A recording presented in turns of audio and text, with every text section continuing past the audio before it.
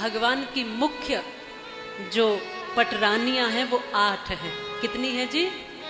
8 पटरानियां हैं। भगवान के 8 विवाह मुख्य रूप से हुए हैं और उन सब विवाहों में कोई न कोई कारण है, कुछ न कुछ कारण से सब विवाह हुए।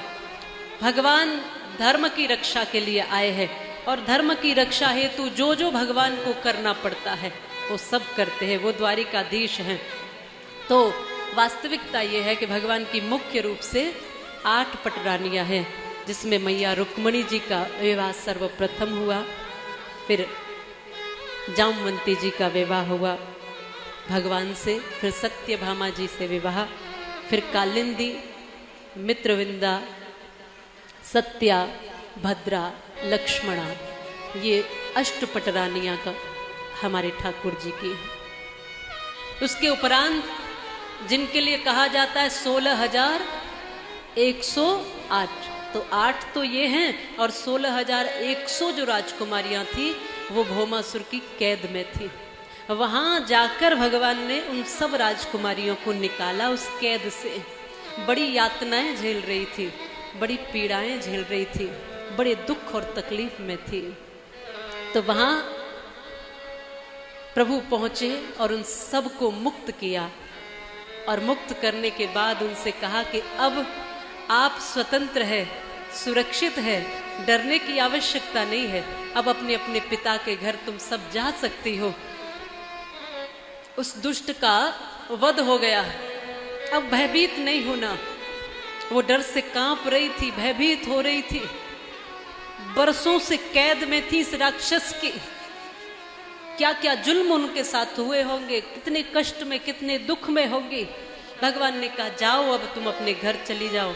तो सबकी सब राजकुमारियों ने हाथ जोड़कर कहा कि प्रभु हमारा घर कौन सा है, किस घर की बात करते हो आप? कहा आपके पिता का घर है। कहा जिस दिन हमारा अपहरण हुआ था, ये राक्षस हमें यहाँ लेकर आया था, उस दिन पिता के दरवाजे बंद हो गए थे। बदनामी के डर से पिता ने दरवाजे बंद कर लिए थे। कहा अब हमारी कोई बेटी है ही नहीं। पिता के दरवाजे बंद हो गए और हाथ कोई पकड़ेगा नहीं, पति कोई बनेगा नहीं, हमारा वरण कोई करेगा नहीं। हमारे पास ना तो पहचान है, न नाम है, न स्थान है, न किसी का हाथ सिर पे है, न साथ किसी का है, कोई हमारे पास नहीं है। और बिना अस्तित्व के, बिना नाम के, बिना पहचान के, बिना गांव के कैसे जिएंगे बताओ? आपसे कोई पूछता है तो आप कहते हो ना कि उस गांव से हैं, उस स्थान से हैं, ये हमारे पिता हैं, ये हमारे पति हैं, ये परिवार है, पर हमारे पास तो कुछ भी नहीं है। ऐसा उन सब राजकुमारियों ने कहा, सब देवियों ने कहा प्रभु सबके पास कोई न कोई स्थान, पहचान, नाम होती है, हमारे पास कुछ नहीं है। और बिना पहचान के ऐसी जिंदगी जीना, कहां जाएंगे, कहां रहेंगे, कौन सहारा देगा, कौन आसरा देगा, कौन अपनाएगा? एक रात कोई बेटी मंदिर में रहकर आ जाए तो उंगली उठा देते हैं लोग।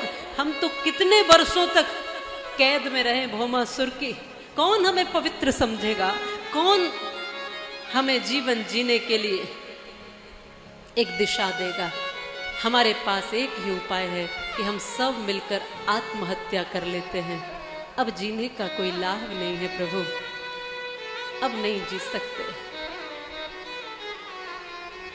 एक तो इतनी यातनाएं और इतने दुख में वो जी कर आई थी। कई बेटियों का आज भी अपहरण होता है, आज भी बहुत सारी बेटियां हैं जिनका अपहरण कर लिया जाता है, किसी का बचपन में ही, किसी का बड़े होकर। बहुत सी बेटियां अपहरणकर्ताओं के चंगुल में फंसती हैं, उनका व्यापार तक कर दिया जाता है, विदेशों तक बेच दिया जाता है, या उनको किसी गलत राह पर भेज दिया जाता है। अगर वहां से कैद से उनसे बाहर भी निकाल लो तो उनकी मानसिकता ऐसी हो जाती है, वो इतना चिंता और डिप्रेशन में चले जाते हैं कि जीवन जीने की उनकी सारी इच्छाएं समाप्त हो जाती है। वास्तविकता है ये। जिन बेटियों के साथ व्यभिचार या बलात्कार या गलत जैसा होता है, उनके शरीर पर तो कम चोट होती है, पर उनके मन पर इतनी गहरी चोट होती है कि वो पूरे जीवन उस दर्द को, उस पीड़ा को, उस हैवानियत को भूल नहीं पाती हैं। सांस लेती हैं लेकिन जी नहीं पाती। कोई विरला ही ऐसे होते हैं जो वहां उस दर्द से बाहर निकल आती हैं। क्योंकि जो महिला होती है, जो स्त्री होती है, वो संवेदनशील होती है, वो भावनाओं से चलती है, उसके पास भाव होते हैं। और उसके भावनाओं पर चोट हो, उसके हृदय पर चोट हो, उसके मान सम्मान पर जब चोट लगती है, तो फिर उसकी जो पीड़ा होती है वो असहनीय होती है। इसलिए उन्होंने कहा कि अब हम अपने जीवन को समाप्त कर लेते हैं। तब भगवान ने कहा कि आपको समाप्त करने की जरूरत नहीं अपने जीवन को। ईश्वर ने जीवन दिया है, इसको जियो। तुम्हारे साथ गलत हुआ है, तुमने किसी के साथ गलत थोड़ी किया है, तुम्हारे साथ गलत हुआ है, इसलिए तुम्हें न्याय भी मिलेगा, सम्मान भी मिलेगा, पहचान भी मिलेगी और नाम भी मिलेगा। इसलिए आज से कोई पूछे कि कौन हो, तो कह देना हम द्वारिकाधीश भगवान श्री कृष्ण की पत्नी है, मैं तुम्हारा पति हूं आज से। भगवान श्री कृष्ण ने उन 16,100 को क्या कहा? मैं तुम्हारा पति हूं। वो बिलख बिलख कर रोने लगी। कौन भला ऐसा है जो असहाय को सहारा दे? कौन ऐसा है इस दुनिया में? कोई ऐसा नहीं है जी। वासनाओं से देखना तो आसान है स्त्री शक्ति को, नारी शक्ति को, पर उसको सम्मान देना कठिन है। श्री कृष्ण ऐसे हैं जिन्होंने सम्मान दिया है, श्री कृष्ण ऐसे हैं जिन्होंने स्थान दिया है, श्री कृष्ण ऐसे जिन्होंने पहचान दी है।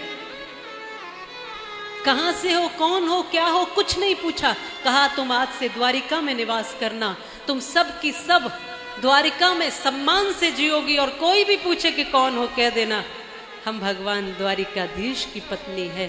और वो तो कृष्ण है, वो तो ठाकुर है, वो तो गोविंद है, वो भगवान है, हर रूप में, हर रंग में, हर स्वरूप में। और उनके क्या, हम सबके पति हैं, इसलिए उनको जगतपति कहा जाता है।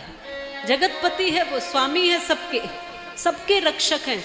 और वास्तव में ये समझ लेना कि पति के माने केवल इतना नहीं होता कि अग्नि के 7 फेरे लगा दिए, मांग में सिंदूर भर दिया, अब हमारा अधिकार हो गया, अब हम जैसे चाहेंगे वैसे होगा, अब हम हो गए पति। पति का सीधा सा अर्थ है रक्षक, रक्षा करने वाला। जैसे इस राष्ट्र का भी कोई पति होता है, स्वामी होता है, उसको राष्ट्रपति कहते हैं। माने राष्ट्र की रक्षा का भार जिस पर है, राष्ट्र के मान का, सम्मान का, रक्षा का, सुरक्षा का, राष्ट्र के विकास का, उत्थान का, तरक्की का भार जिस पर है, वो कौन है? राष्ट्रपति। वैसे ही पत्नी के मान का, सम्मान का, उसकी सुरक्षा का हर ओर से भार जिस पर है, वो उसे कहते हैं पति। और जब पति ही अपमान करे, पति ही अभद्र बोले, पति ही गाली देकर बात करे, पति ही शिष्टाचार भूल जाए, पति ही सबके सामने 20 समाज में अपमान करने लगे, तो सम्मान कौन करेगा?